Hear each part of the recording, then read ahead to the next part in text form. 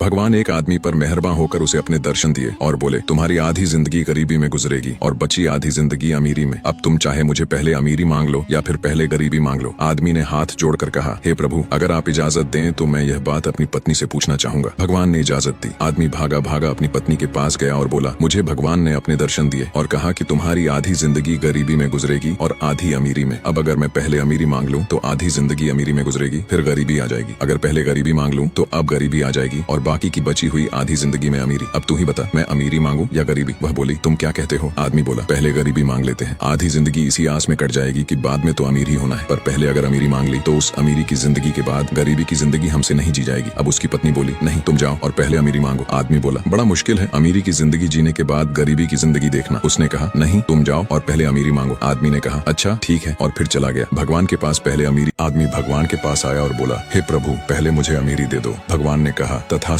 आदमी जब अपने घर को देखा है तो अमीरी आ चुकी थी। छोटे से घर के बजाय अब एक बड़ा सा आलीशान महल खड़ा था। महल के अंदर नौकर चाकर थे। उसकी पत्नी, जिसने उसे अमीरी मांगने को कहा था, वह बोली, अब तुम एक बात हमेशा याद रखना, जो कुछ भी अपने लिए खरीदना, जो कुछ भी अपने लिए करना, वही साथ साथ एक गरीब के लिए भी जरूर करना। आदमी वैसे ही करने लगा। वो अपने लिए कपड़े खरीदता तो साथ में एक जोड़ी ज्यादा लेता और वो किसी गरीब में बांट देता, और जो अपने लिए बनाकर खाता वही गरीबों को भी खिलाता। ऐसे ही चलते चलते बहुत समय बीत गया। फिर उसे एक दिन भगवान ने दर्शन दिए तो आदमी समझ गया कि अब मेरे अमीरी के दिन खत्म होने वाले हैं। उसने अच्छे वक्त के लिए प्रभु का आभार प्रकट किया और उन्हें धन्यवाद दिया। भगवान बोले, अरे तू क्या समझता है कि तेरी अमीरी आज खत्म होने वाली है? नहीं, वो तो बहुत पहले ही खत्म हो चुकी है। उसके बाद भी तू अमीर है और तेरा वक्त अच्छा है, तो ये तेरे अमीरी के दौरान किए गए अच्छे कर्मों का ही फल है। इतना कहकर भगवान अंतर्ध्यान हो गए। सीख, अगर मनुष्य अपने साथ साथ दूसरों का भी भला और उसका अच्छा सोचता है तो भगवान कभी उसका बुरा दिन आने ही नहीं देता।